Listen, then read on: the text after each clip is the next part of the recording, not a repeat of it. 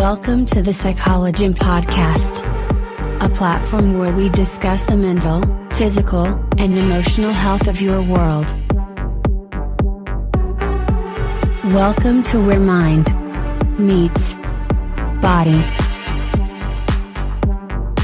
With your host, Kristen McAdams.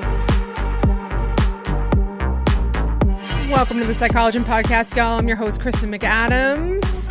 Thanks for joining us today. Right at the top, we want to put a disclaimer out. If you or a loved one are having a mental health emergency, please reach out to a professional. You can text HOME to 741-741. You can dial 988. If you're a client listening in and you don't like what you heard, we can bring it up in session. If it is not tolerable for you to continue, I can provide a referral. I think therapeutic fit is a major component of having positive mental health outcomes. And today, joining me in the studio, I have Emma Kraft. Emma, if you go ahead and introduce yourself and all the wonderful things you have going on. She and I are going to talk about some climate change and health and how all of that impacts your mental health. So Emma, tell them who you are and where they can find you. Oh, hi. Well, it is an honor to be talking with you today. I'm so excited to be having this conversation. I am currently a junior out at the University of California, Berkeley, and I'm also the founder of Coral. It is a beauty brand focused on regenerating the oceans.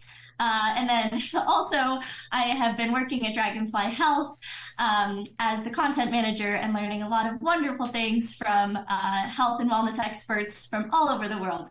So I'm just, again, so jazzed to be talking about, the intersection of climate change, Climate change, health, and mental health. All right. Mental health, yes. And mental health. Emma's an absolute badass. She is just crushing it as a student and as a human and for the ocean, which I am a huge beach bum. Like, I lived in South Florida for 15 years. I am absolutely passionate about the oceans. I wish that I had followed my original dream in second grade and just become a marine biologist instead. That was like, I did a project on manatees in the second grade, and I think about that damn project every day because I just wish I had followed through that dream. So I think it's so cool that you are following through with that. And I really wanted to start talking today with just like sort of my original experience with climate change, which really was that, like, as a kid, as a very young kid, my mom still makes fun of me to this day. She's like, you used to force us to recycle and you'd get so adamant about it and you get so upset about it. And like, I remember having that message, ingrained, and that message was really like, that we're only going to have 12 years left or whatever with the climate. And outside of that, it was very fear-based, I found. And like, I just remember being young and scared and not knowing what the hell was going on. And I still feel that way today. Like, I still feel like I don't really know what any research or science behind climate change. And that, to be fair, like what we're talking about today is going to be a very like broad, zoomed out perspective of this topic, because I do find that people get very like nitty gritty with this topic. They get very like into the science and into the details. And it's like, I think that it's beneficial to also have a broad scope of things around this conversation. So what was your sort of first experience with climate change? What got you into this? Tell me about like all the things that made Emma Kraft who she was in terms of fighting for our environment. Oh, definitely. Yeah, I mean, also just to touch on your point, I think everyone's feeling, I'm feeling that way. I know all my friends are feeling this way. We don't totally know what's going on, and yet we do, and we can feel that something's happening. But my story, I actually like to go way back to before I could even walk. I think my story is a bit unique. I grew up in Boulder, Colorado. So this is just a place that harbors, entrepreneurship and innovation, specifically in the natural products industry. And it's the perfect connection with the environment. I grew up with NCAR and NOAA, huge research labs in my backyard. I loved to hike. I've just always been such an outdoor girl. And I was also born in Maine, so that was kind of my connection point with the ocean. Producer Mike's from Maine. I didn't know you were a Maynard. That's awesome. The Mainettes. Sounds horrible. Yeah. So That, and then also my mom, she's always been an entrepreneur. And so, kids, they always said that they wanted to be like, a doctor or a lawyer or, a firefighter or something, but that was never me. I always said, I want to be an entrepreneur just like my mom. I want what I do in the world I want to have an impact, and I want to create something to have this impact. That's so cool. And so, being in Boulder, being pushed around at the Natural Products Expo when I kid you not, 2 years old, this has just always been my world. I've always seen that we can solve problems through things that we create. And I think this is a cool intersection in science. What I've learned is the definition of science. We often think that it's, always just so stuck in place. What's said is what it is. Yep. And that's actually not true. Science is always evolving and always changing. And you can think of it as like this raft. And so you can pull, this way that science is built is you can pull a piece off this raft, and then you can, change what you found and then put it back together. But it's not just like building on a pyramid. Yep. So I think that's such a cool mindset that I've grown up with. But I love that you add that point too, because I think, we've had the whole trust the science, whatever slogan floating around these days. And I don't think we take the time to really think of any one subject matter in that way in any great depth, right? There's a lot of surface level, quantity speak around social media and the media and how ideas are exchanged these days. But it's rare that people can go deep on any one subject and really critically think about what it means when you talk about something like science, right?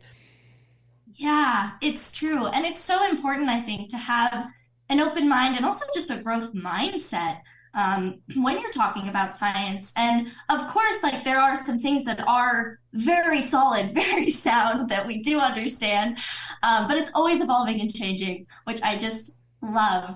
Yep. And also, actually, this is kind of a nice little bridge into what I'm doing now.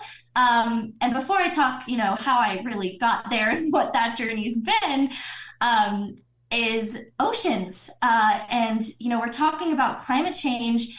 And I think that the oceans are being left out of this conversation. Same. I totally see that.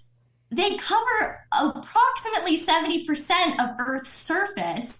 And we just aren't interacting with them daily. But they are crucial in this conversation. Right. And I know we're all feeling it. It's an El Nino year. Things are warmer. And the reality is that our oceans are warming up, and they're becoming more acidic. And so what's happening is we have all of this CO2, and, we're always talking about CO2 emissions. And people are like, what does this actually mean? My car, right. There are all sorts of things. And we only are really talking about the atmosphere, and the oceans actually are absorbing 20 to 30% of our CO2 emissions. Wow. And also they store 50 times more carbon than our atmosphere. So wow. We need our oceans. And also another thing that relates to coral, as it's called coral, are the coral reefs. And so the coral reefs, they only cover less than 1% of the planet. And they're so small, wow. Yet they are vital to our Earth's ecosystem and life. They inhabit 25% of all marine life. Wow. And, if you're more of an economics person, they create over $30 billion a year. So they're crucial to so many people's livelihoods. Why is it only 1%? Is it 1% because it's deteriorating, or is it naturally only 1%? It's naturally 1 to 2, I think, percent. And then it is deteriorating. What's happening is we're getting a lot of coral bleaching. And this all ties back into CO2. Yeah, always. It always goes back to CO2. And warming. So first they're getting overly hot, but then the water's becoming too acidic for them to thrive in. And so actually this is exactly where coral meets the conversation about climate change. So gosh, it started right at COVID. And actually one thing I will say about COVID is I think in this climate change conversation piece, it has been such a great thing for us because we've been able to see that if we all agree on something and we stop and we really want to make change, Yeah. we can. That's totally a point I wanted to talk about too, because I did notice that. And I think a lot of people noticed that if they were paying attention, right? Like when everything shut down, all of a sudden, like the world was brighter, the trees grew back, there was more animal life. Like it was just like, you could just tell. It was like, it felt a little bit like Disney Princess. Like, you know, you get just like have all the animals called to you all of a sudden. You're like, oh, when we stop and shut things down, right? And I think that's a major component of the mental health piece too, that I want to talk about maybe a little bit later. But like just the idea that we need all these things. We need this industry to like distract ourselves from just being and living in our own lives. And I think that goes down to the core of the mental health debate, which is that we feel more and more unwell, depressed, anxious, all of these things because of these distractions that we think we need in our lives. That's taking away from just us being humans on a planet and at one with nature and being with our breath or being in the sun or being with nutrients or the ocean or any of those things, right? Like we're just distracted all the time by phones and television and pop culture. And, you know, the Barbie movie just came out, which I can talk about too. I'm like, what are you going to do with the set that you built when that's done? Like what, right? Like I have questions. Yeah. So yeah, COVID was a big deal. It's so real and it's all connected. And, you know, I think we talk about like environmental pollution. One of my favorite things, and I'll get into this later too, is like the intersection of our health and like how we're doing and the planet's health. And they actually go hand in hand. They're Totally. such strong mirrors of each other. Yeah. So, you know, we're always talking about all this pollution that we have, whether it be in the oceans, in the air, but also we're getting all of this like media pollution and like just sensory overload. Yes, 100%. And yep. so we're almost experiencing all of these things together in a way, with the planet. But yeah, so anyways, Coral was really built on this foundation of I want to educate people and I want people to feel not hopeless, not too scared of what's going on, but I want them to feel empowered and that, you know, we can turn this around. It is possible and you just need the right options. So, you know, a big issue is even right now, like I am very climate conscious. I really want to make purchase decisions to help the planet, you know, all that stuff, but it's hard. There are some amazing companies that are starting, but it's not all there yet. And so now being behind the scenes, I'm also learning, wow, like it is really hard to find good packaging, sustainable supply chains. So I had a friend of mine one time, we got into a debate about climate change because it is hyper politicized. It is used as like sort of a fear mongering tool, right? Instead of having a constructive conversation. So she and I got into a little bit of a political debate about it. And she was talking about, oh, why can't we just do, you know, X, Y, and Z, right? Like, and she made it sound so massively oversimplified. She was talking about using recycled tires to pave highways. And I was like, you have to think, I don't know. I don't know this. I don't know. I haven't learned anything about it. No idea. But my point in the conversation with her was that you have to have somebody that's going to be raised in the right conditions, that's going to go to school, that's going to study these things, and then is going to do something constructive with those studies. And the probability of somebody successfully implementing something in an entrepreneurial and combined with a science-based mindset is like the probability just dwindles more and more and more and more. We can invest all we want into people studying STEM and all of that and science, technology and all of that. But really at the end of the day, it's a very small percentage of the population. And you are, amazing to be part of that small percentage of the population because and to come on and talk about like actually what it literally takes to not only be a college student, but to be pioneering these things from the place that you're pioneering them and the upbringing that you just described, right? Like that's a very unique journey to be on. So it's not just like, can we recycle tires to pave the highway? It's like, who's going to do it? Right? Like who's going to pave this path? I love this. It's such a good point. And being young, I've always thought, oh, people are doing it. And then getting here, I'm like, wow, not enough people are doing this. And also, that's another huge thing for me. I want to have everyone involved in this conversation in an effortless way. I want people to feel like they can understand things and know things, even if they're not out starting a sunscreen company, which also I just, don't advise actually, because there's a lot of regulatory pieces. And unless you love the science and being in the dirt and the politics and all the, and everything else. But I want people to feel like even just by doing a small action that they can create a broader sweeping change in the world. And I think that is also such an important thing to note, is that even though we are small and, things can feel overwhelming, or you don't feel like you have any control, you actually do. Yep. And so it starts a lot with consumer choice. Even the big corporations, they're all kind of following. I mean, yes, they're trying to convince you what to buy, but in a lot of ways, they're following what consumers want. Yes. So even though we're seeing more of a sustainable movement. Yep. And if you talk about consumers being like deconditioned and dissociated from their own bodies and their own life, right, then how do you know what choice you're making, right? We have like information overload and choice overload, but we don't really realize the conditioning that we're under in terms of what we're absorbing from messaging or word or ontology, like just different things that are just completely programming us to believe that we're supposed to live a certain way and that this is a normal way to live. Yeah.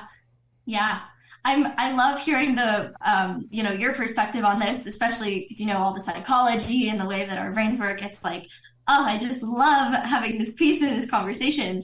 It's so important. Because it's all related. It's all connected, right? It's all connected. Exactly. I always say that if we could make health the foundation of society, everything would change, right? Because part of the conversation that we're not having, like, not only are we excluding oceans, right, but we're excluding like corporations, right? Like Amazon or some of these major corporations that are very focused on the bottom line. I was listening to a bunch of just different random podcasts, and only a couple of them mentioned the corporate part of it, and how we are so used to having these things, this modern conveniences, distracting ourselves from our problems with like the dopamine boost of like what's new and shiny, right? Or like, trying to live your best life and like level up the way you feel about yourself and your life by purchasing something new. Like, you're going to go out and buy that new Starbucks cup or whatever that's going to make you feel, right, shiny and happy.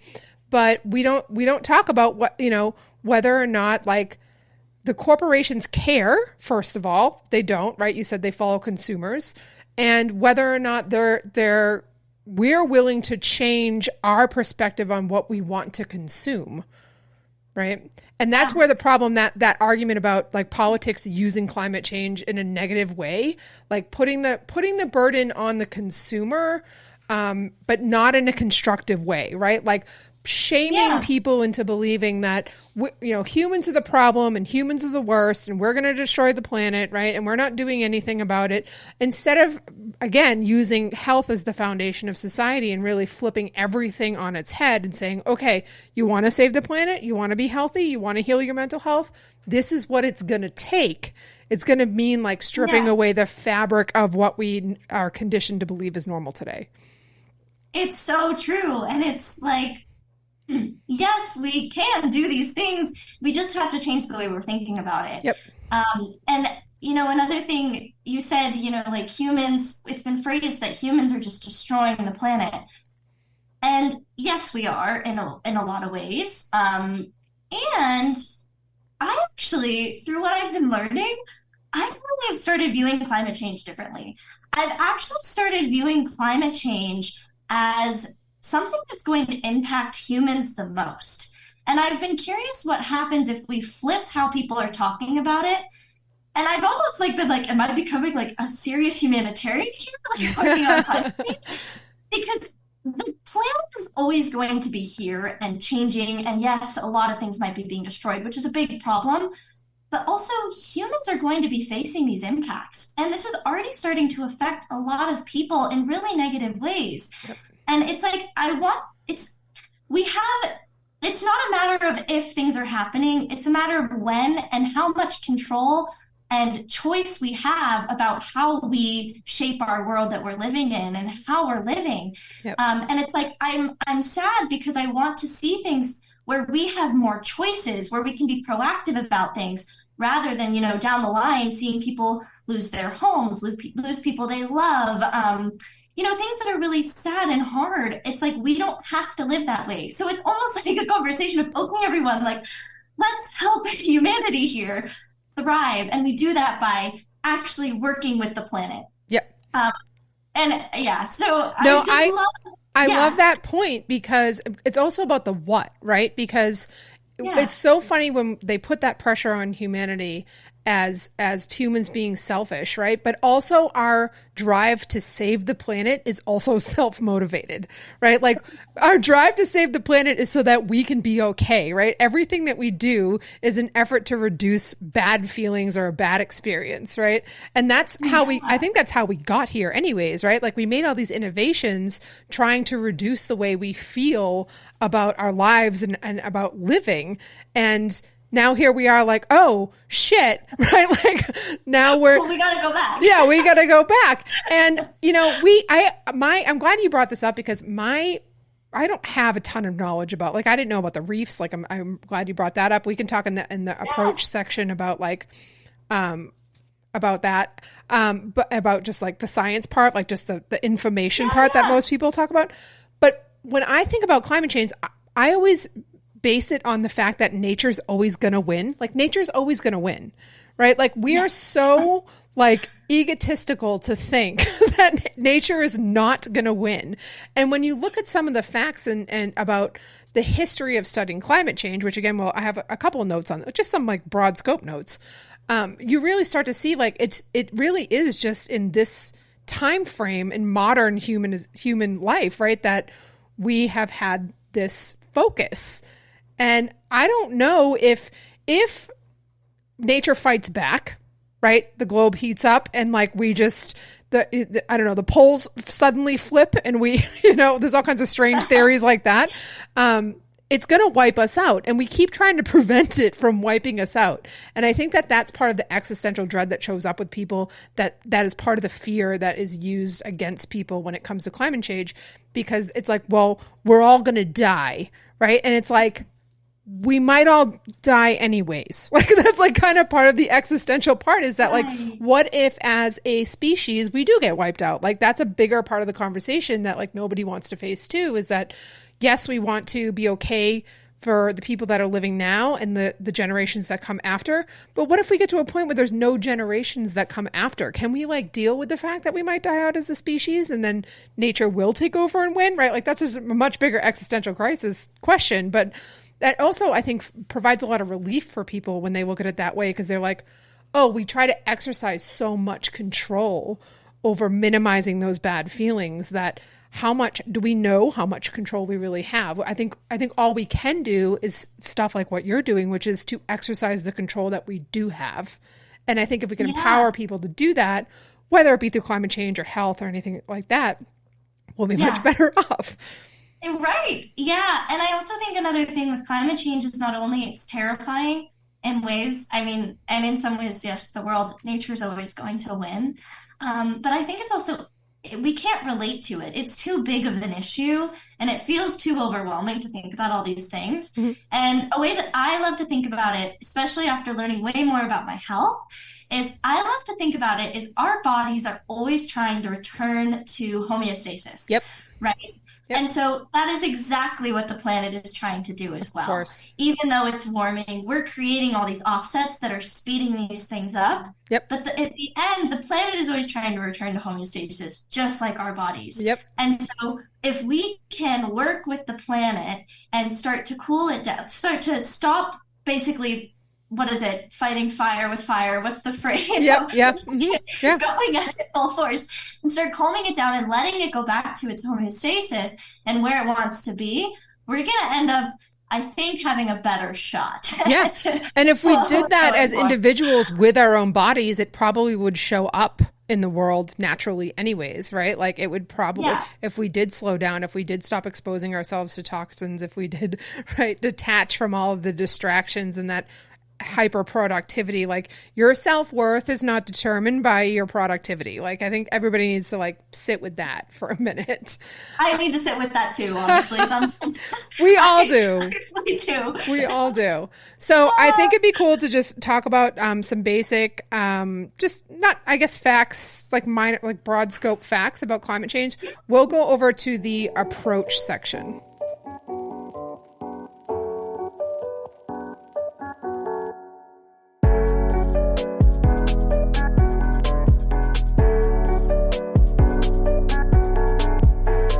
Welcome to the approach section. We're going to talk about some facts, stats. This is the education section.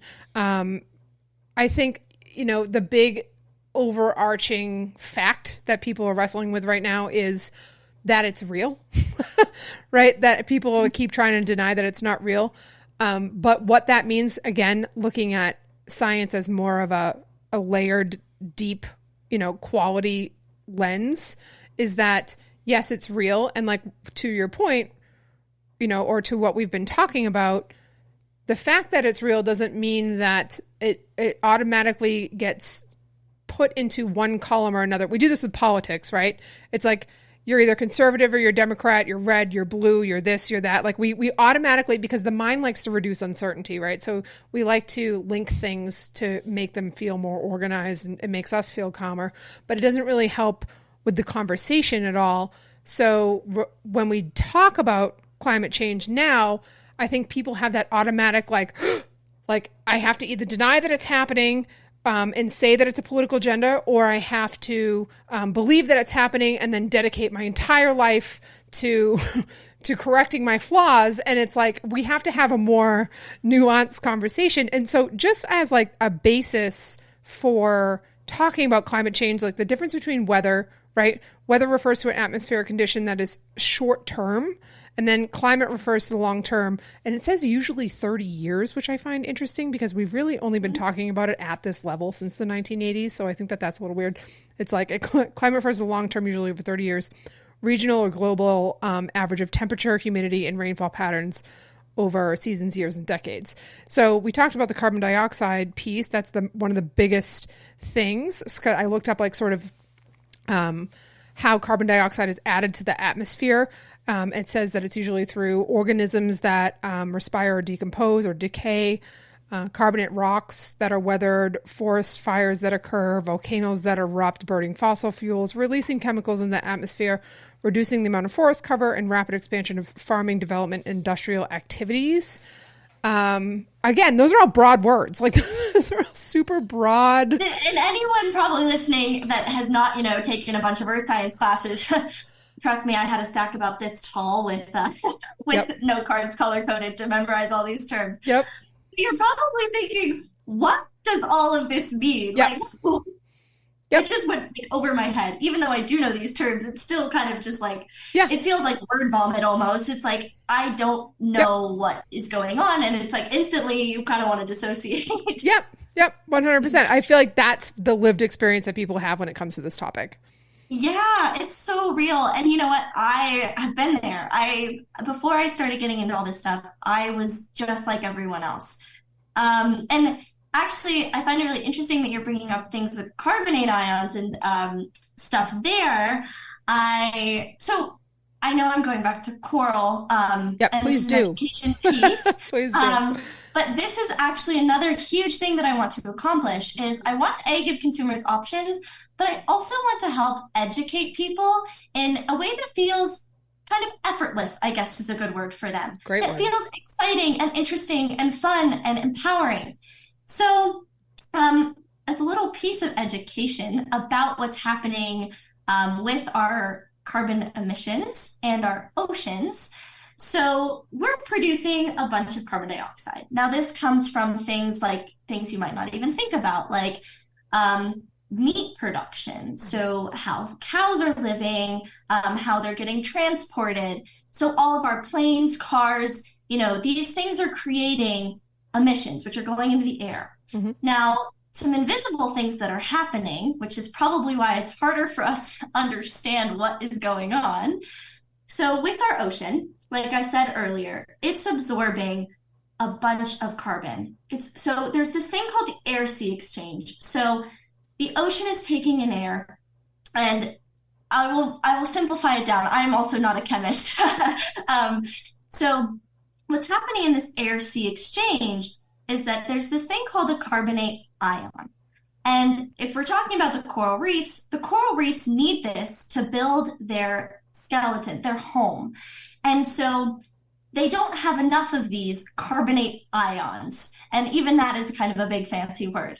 But because of all this air and the chemistry that's happening between the ocean and the air, the coral reefs are really struggling. And they're a great indicator also for the health of our planet. What could coral reefs be equated to in the body, do you think? Some people actually like to say that they're the heart. Okay. They like to say that they are really responsible for creating life, and they're the steady ticker that is bringing us all along. Just like your heart is continuously pumping blood, making sure that you're living, your heart is beating. Right. So people like to say it's the heart. And actually, I know that people say that the rainforests are the lungs of the planet, but so is the ocean, actually. Yeah. The ocean is breathing. Yep. I'm very long-windedly explaining what the heck coral is and what I do. Yeah. But what happens is we actually have discovered this sunscreen, and I started out in my own kitchen. I really do not recommend making your own sunscreen at home. It A, does not really make any SPF, and B, is sticks to everything. My parents were supportive, but I needed my own set of dishes. So I found this formulator, and then this amazing scientific team out at the University of Manoa in Hawaii.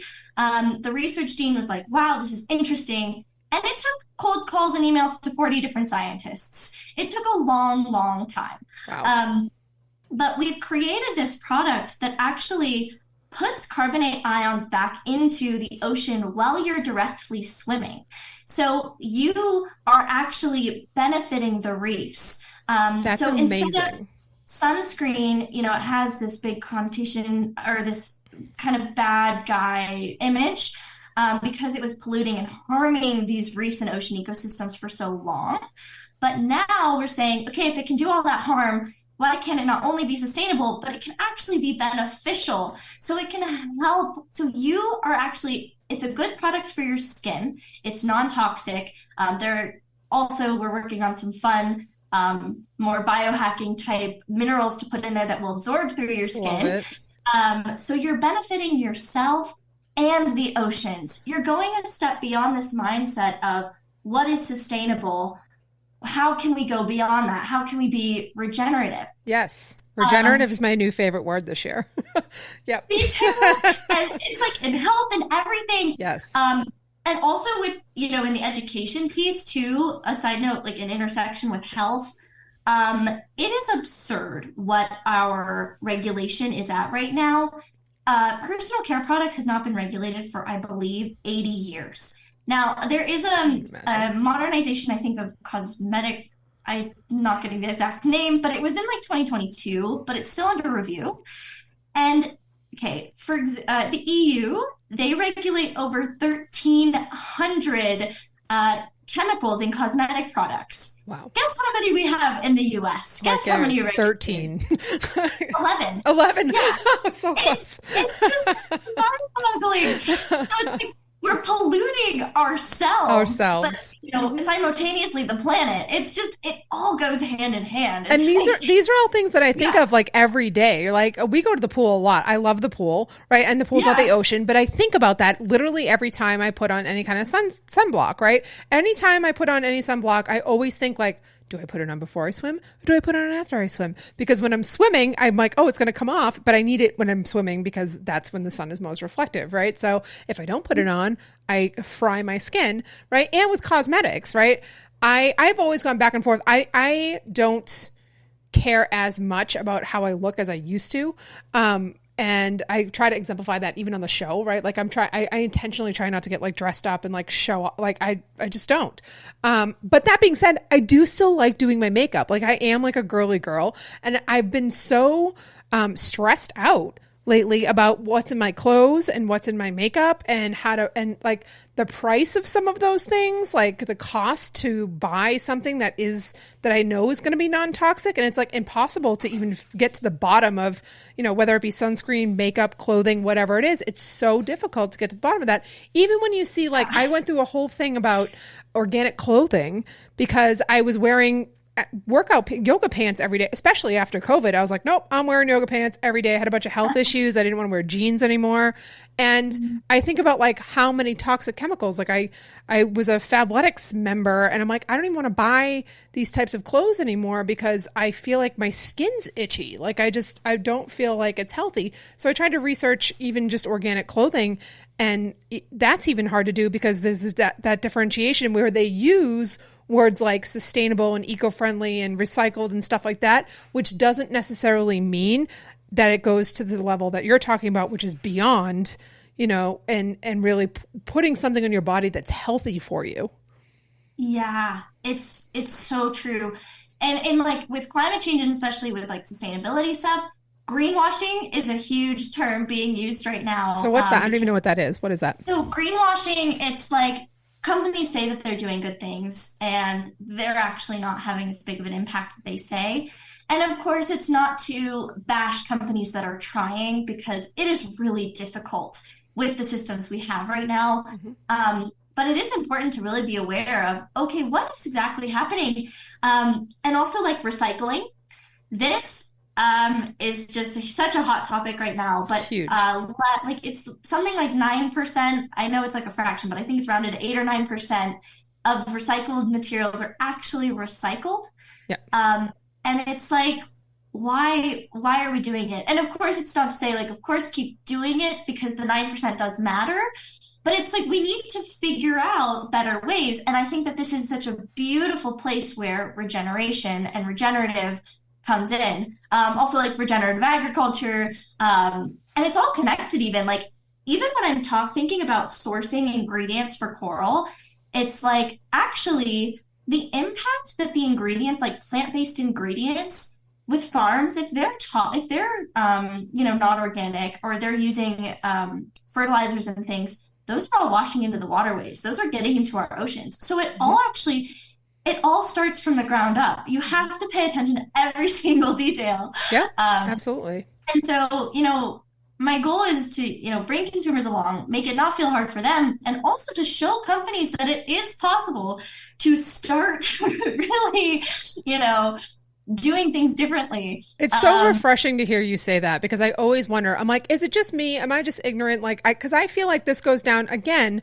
Companies that care about their employees. This is a big debate that producer Mike and I talk about all the time. If you're a company that genuinely cares about your employees, there are so many things that you can do to take really good care of them that will make their lives better, improve their lives, and then enhance their productivity and their happiness in their workplace. It's not hard when you think of just like the social interaction between companies and employees. Like I always wanted to be an industrial organizational psychologist and go in and talk to business organizations about how they can improve the livelihood of their employees, because we're talking about an exchange of resources and labor and humanity that we need to survive as a society. And I always get curious about that same aspect when it comes to things like farming and things like that, because I'm like, is it just like, am I missing something that this is harder or better or easier or different if, we're mass producing some sort of agriculture with genetically modified or hormones or chemicals or whatever? Like it feels like to me it should be easier to do it more naturally with less chemicals and less toxins and less. And I'm like, all right, maybe it takes longer for it to grow or something. I don't know, but then are we just shoving all of the mass produced stuff into products that we don't need, like chicken McNuggets in a freezer? Like what? I mean, like what would happen if we actually prioritized healthy, organic, non-toxic foods for people? Like, would that increase the industry and make the industry standard better? Like what, I have all these questions about exactly what you just mentioned. Yeah, I've been really curious about that question too. I mean, it's a big well, it's a big shift that we're going to go through, Right. I believe. And I think actually I have kind of a question for you about like, so I actually was just on, it's my side job, or, it's actually Because that's my what main job. you need a side While hustle, I'm I'm sure. in production, stuff. I was learning actually this amazing woman. She started a regenerative meat farming company, and I was like, how does that work? Yeah. And so she was explaining to me that the economics actually, so in our minds, we're thinking, okay, if I spend like $5 more on this product, it's too expensive. And if you think about this is in health, environment, and everything, if you actually look at the costs down the road of what happens to you, like for health, for example, Yes. with all your medical procedures, everything, it's actually far more expensive. Yep. Yep. And also, and so I'm wondering from you, like with the psychology of things, why do we not like are we not able to see into the future, say even for our budgets and things? Like, do we just need the immediate now? Yes. Yes. Okay. So Yeah. so what it is a lot of people even struggle to think about the future. A lot of people struggle to plan long term, and that's rooted, sometimes, not always, but it's rooted in unpredictability. Right. And that goes right back to the climate change argument in and of itself, right? It's unpredictable. Yeah. We're trying to make it more predictable. Like, scientists are showing that the models that they were predicting are coming true. So we're like, oh, we have some certainty. Yeah. That feels right. Like, it feels bad, but it feels We good like at the same time. Yeah. We like knowing. Yeah. Yep. But the present is the probability of you controlling your present is way higher because it's predictable, because you're already in it, because it's happening now, or it's close enough to you that you can predict it. We don't take care of our future selves, because if we have bad experiences in the present, then we assume that trying to take care of ourselves, or the sacrifices we might make today, won't translate into future growth or prosperity or anything like that. And this is true for everything, right? This is true for our health, our finances, our relationships, right? Everything in our modern world today, because we're so distracted by these 10-second clips in social media and all of these like pop culture things that we're distracted by that keep us happy, right? That give us that dopamine boost that we have become addicted to, take us away from really thinking about that high resolution, long-term, boring, mundane consistency of actually taking care of ourselves. And I'm glad that you mentioned the meat piece, because I tried to go vegan. I lose my freaking mind. I already have low B vitamin. Like, I turn into an absolute psychopath if I try to go vegan, and I've tried so many times and I can't do it. I love meat. I will only buy like local organic source, grass-fed. Like, I only buy like really, really high quality meat. I can't even eat cheap meat anymore. And it's that argument, right? It's too expensive. And it's like, okay, well, what are you spending money on elsewhere?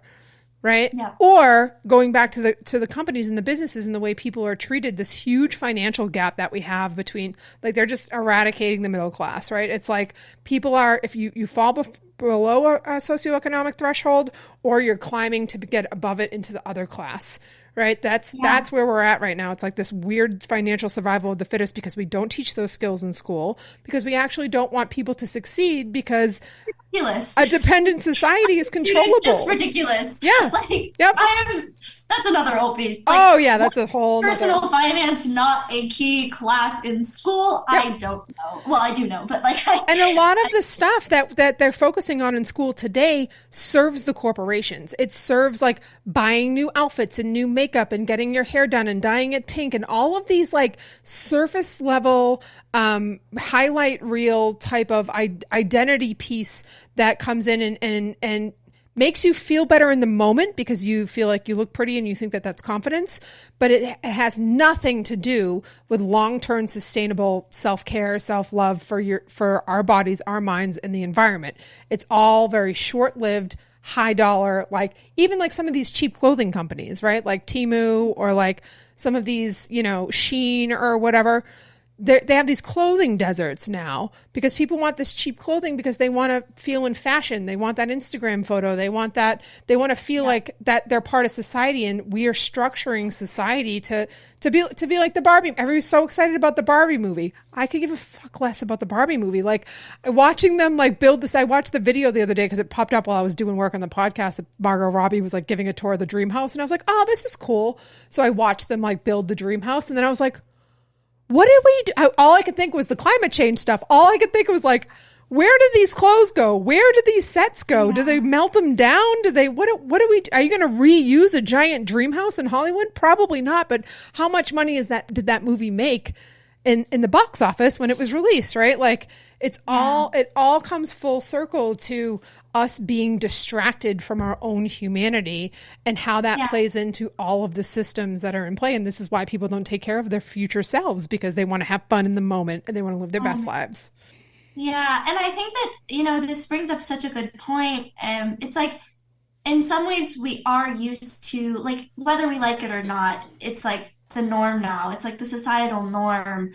And it's what we do like to do, like have this instant gratification and things.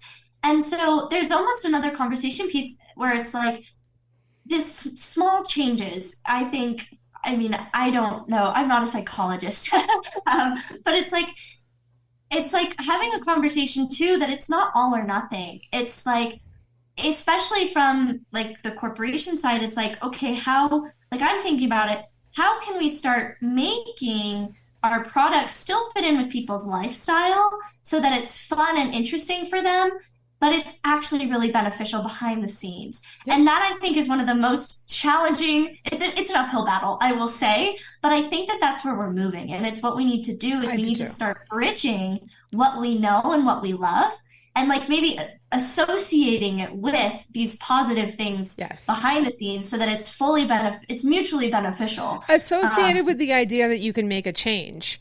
Right? Because that's been a long-term thing in psychology, that change is hard. Like I grew up professionally, learning about behavior change. That was the biggest thing for me. I worked in addictions, and everybody was like, oh, changing is hard, right? Addictions are hard. All these things are hard. And one day it dawned on me, I was like, what if we thought of it as easy though?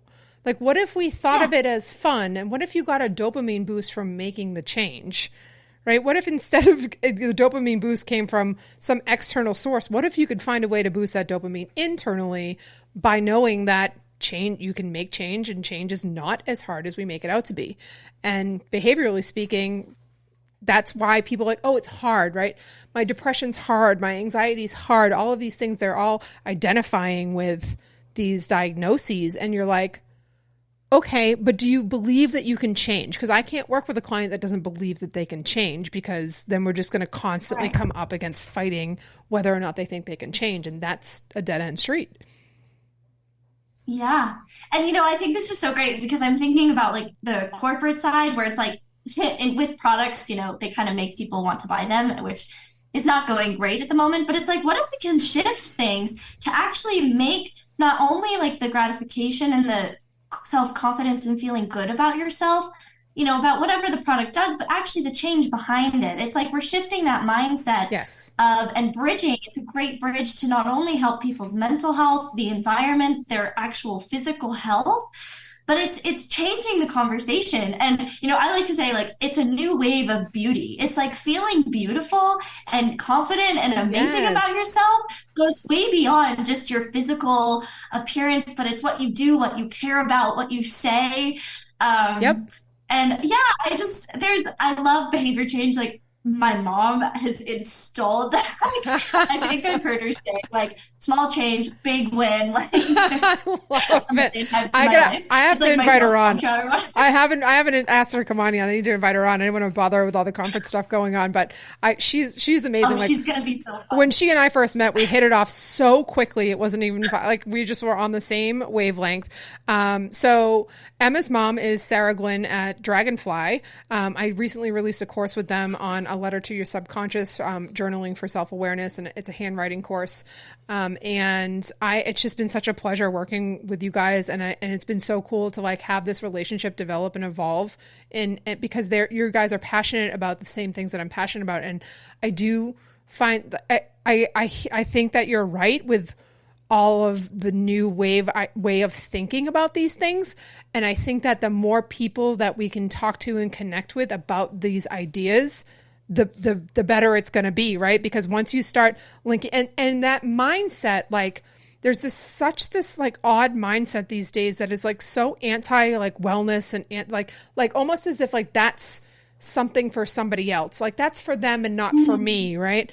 Like I could go, that could be a whole nother podcast episode, but it's not, that's not true. It's not true that it's for other people and not for you. It is for you, right? Like you can make that mindset shift and be a part of a healthier community and a healthier mindset and believe that change is possible by talking to people that have a similar mindset. It's not that you're not welcome in that space, right? And I think COVID taught us that a lot because there was way more people that shifted into a mindset rooted in health than I think ever before. Because I think like the stats on the population was like maybe like 3% of the population in the United States is like health focused to the degree that Dragonfly is, right? Or that you and your mom are.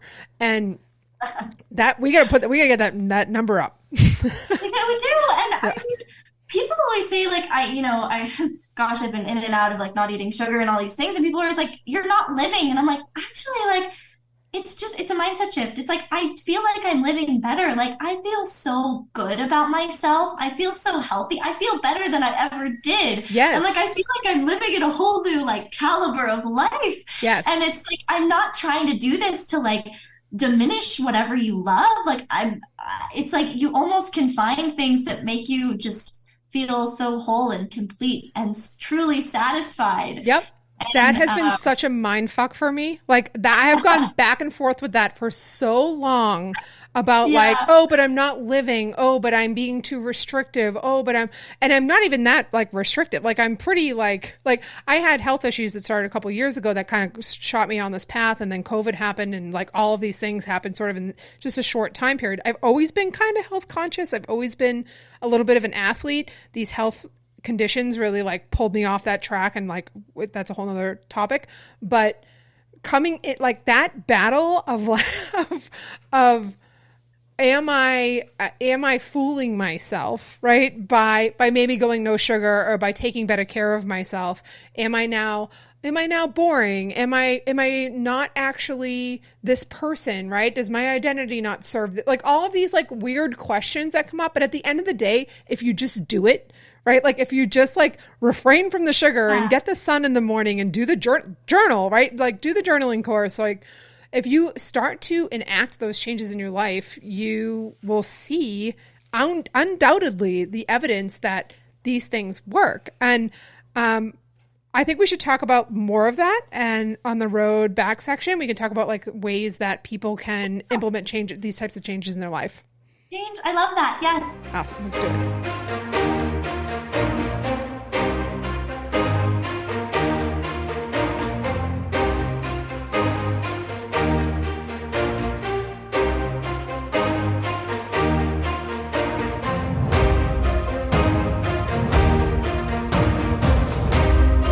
All right, welcome to the road back. We're going to talk about ways to engage with some of these topics and materials in your own life. Where do you want to start with ways to engage? Oh, well, first I just want to really like acknowledge how powerful this conversation is. And I love that we are not siloing. I feel like we've gone in so many different directions. Yes. We're like talking about our health, talking about the environment, like intertwining the two. But I just like want to acknowledge how amazing it is because it's like they are all connected. It's like our bodies, they're not siloed systems. Like neither is our planet, neither is how we're interacting. And so I think it's so cool to have like hold this space to be able to be talking about all these things in this way. That is my mission, to not silo things anymore. Like that is my absolute mission. Like I love what you're doing with education and bringing health classes to education, because I say it all the time as a mental health therapist, we did not receive any kind of education on anatomy, biology, chemistry. The sciences are not part of a mental health education outside of the science of psychology. And that's a huge problem. It's a huge problem. So being able to break the boundaries down and just like mix all of that information together, I think is so vastly needed. It's not even funny. So I'm glad you brought that up. Oh yeah, yeah. Well, thank you for what you do. It's incredible. And also too, like thinking of where to start. I actually like kind of with the health story mindset track we're kind of talking about that we're on, things that you can do. I mean, there's a lot with climate change, but also just, I think it all starts with mindset. And like on the health topic, like I am a college student. I'm in a sorority. I never exactly thought I would be in one, but I am. And I actually really do love it. And there are all these stereotypes and connotations, but I don't drink. I am like a full-fledged college person. And, you know, I'm doing different things. In a sorority, not drinking. In a sorority, not drinking. And so I think it's like the first thing that you can do is like take a look at what you really love, like beyond like the social media, beyond everything else. It's like, what do you love about yourself? And what do you love about the world? And how can you bring more of that into the world? And it's like I've had to work with myself to not feel so afraid of being different. And if I don't like the way that things are being done, to not be afraid to sit back and watch, and just because everyone else is doing it, to, you know, like go along with it, but to stand on my own 2 feet and really say, no, it's okay to be different. And I've honestly found that people love you more for it. They want to be drawn to whoever you are, as long as you're kind and you're, like a good human. Like, you're not like grumpy about it. I know, exactly. Like people don't really like, it's, I feel like, I wonder, like, is it more of your own picture of yourself that holds you back? Like what can we do to work with our mindset, first of all, before we can do anything else, like externally? I feel like we need to prioritize how we feel about ourselves internally. Yes, 100%. So I'm glad you brought up drinking as an example. I think that drinking is getting weeded out more and more as time goes on. Like, I think your generation is doing a great job of that. So props to you guys, because I think it's necessary.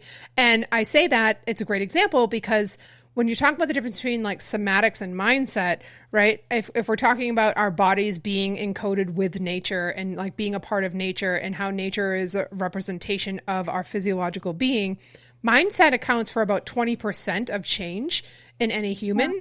And the rest is your body, is 80% somatics, right? So when what you're talking about, like being challenged with and being different, right, is your nervous system. So if we can all figure out how to regulate our nervous systems, I'm getting trained now in NeuroFit to be a nervous system coach, because it was the one thing that I was missing in my practice, is like, okay, I know all this stuff about nervous system regulation and what it means and how it creates divisiveness and conflict in the world and how it creates fear in people and prevents them from making the changes that they want to make. But I don't know how to get them to work with it. Like, it's hard to explain if you haven't already embodied it. And it sounds like that's exactly what you're talking about, right? Like, I have to wrestle with myself and be like, all right, those fears, they're really fears, right, that come up that are so subconscious and so automatic and so conditioned that they drive a lot of our behavior. And without that nervous system awareness, we can't make the shift that we need to challenge that fear and do something different and open ourselves up to a new possibility. Drinking is a big one, right? A lot of people drink because they don't want to feel their nervous system. They don't want to feel all of the physiological sensations that make up an emotion, right? So it's a whole, I mean, I could talk about that for days, but if you can learn to I say renegotiate your relationship to your nervous system, because it developed at a time and a place where you had like no control over how it developed, but we all inherently have one. And it's that primal part of us, right? Like I think having the mindset will open you up to the door to work with your body, right? Because if you can't think about change, if you can't consider a new option or opportunity or path or journey, then you might not be open to that level. So if you're used to intellectualizing and you're used to using your mind to think your way out of things, maybe you can start there to figure out how to think your way into your body. I think that's probably the path most people take. So I think that 20% is the door into the 80%. And then you can start changing your relationship to your body and making changes in your lifestyle that help support your body. And then everything else changes. It all changes. Yeah. And like to like a more, I guess, tangible thing, it's like maybe if you eat like a hamburger from, I don't know, say like a fast food restaurant like McDonald's, Burger King, whatever, and then you eat like a hamburger from like a regenerative farmed place. It's like I actually was doing this with my friend in town the other day. I didn't go and eat actually, I think I did have something from fast. I don't know. But anyways, I noticed there's such a difference in how you feel. And it's like, if you like first make that mindset change, like, okay, I'm going to go try something new. Like, I'm going to go try a new type of food or the same food sourced differently. How does that make me feel? Yep. And then it's like, oh, I feel so good. Yep. It's like interesting. You can start doing those tangible things. Like, I think first with your health is like the best thing you can do. Yep. But then also like in terms of being a consumer, the best thing you can do is invest an extra like $3. And honestly, sometimes things are not even more expensive. Sometimes they're actually cheaper. Yep. So take 5 minutes and go look at what you're buying. And especially if it's a skincare product, like my grandmother died of stage 4 breast cancer. It is so real what these chemicals do. Yes. Yep. So just take a minute. Actually, I call it self-care. It's like, just take a second to go and like, be brave and go and look on the shelf. It doesn't require, you don't have to go stand up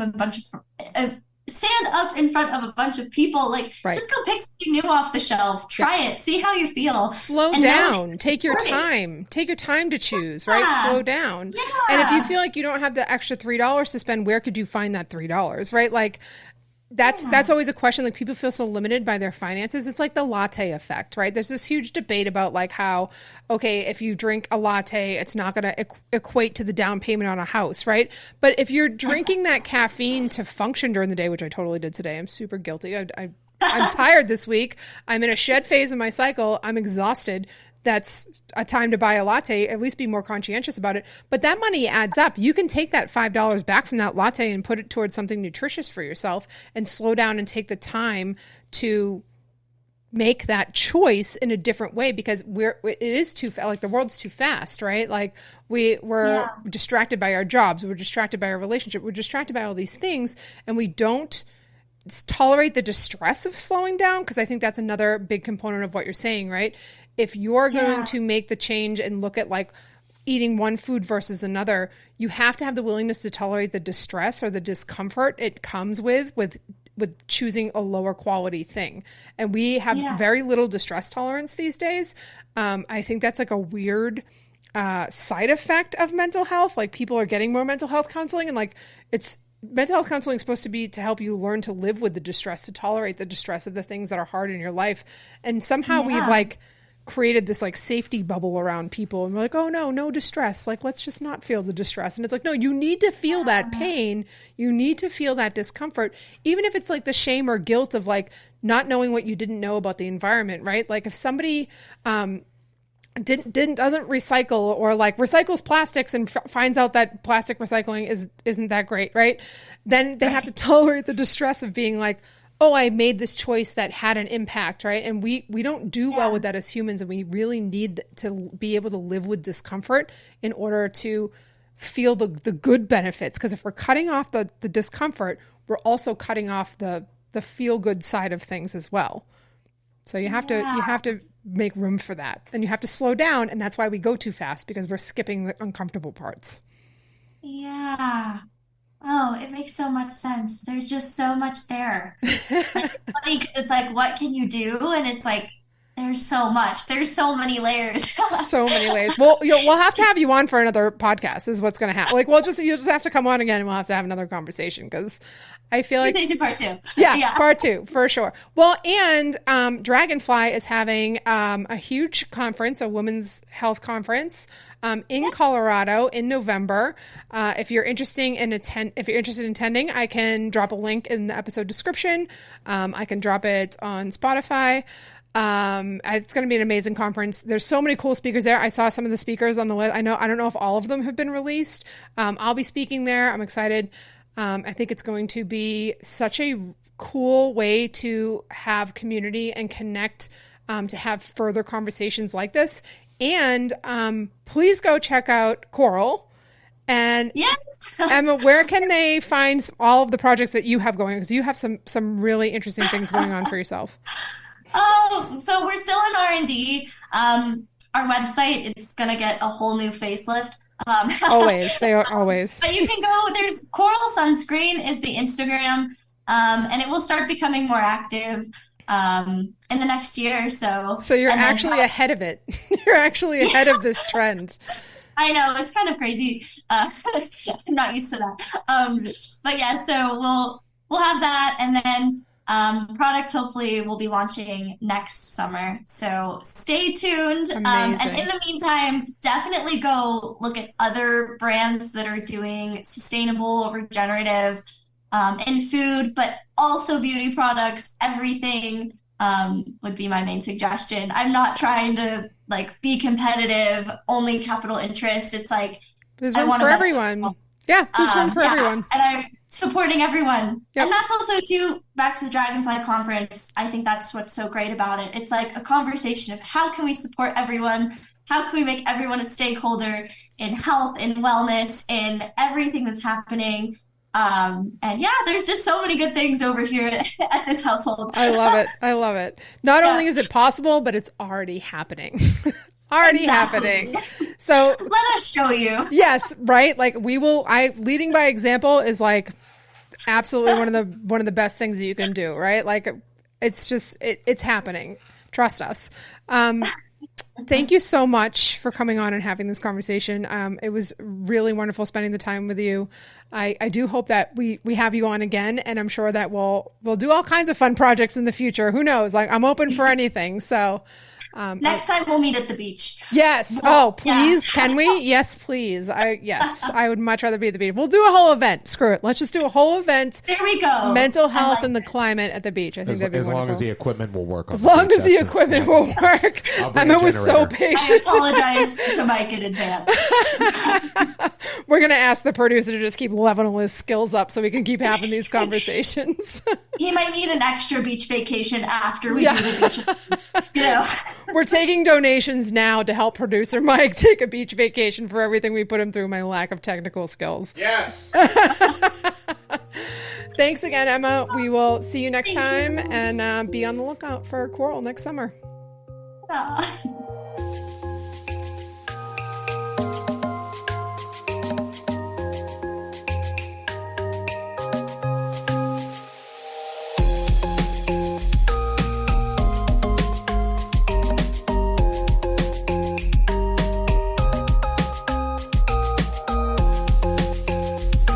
If you're having a mental health emergency, we urge you to dial the National Suicide Prevention Hotline at 1-800-273-8255 or text the crisis text line.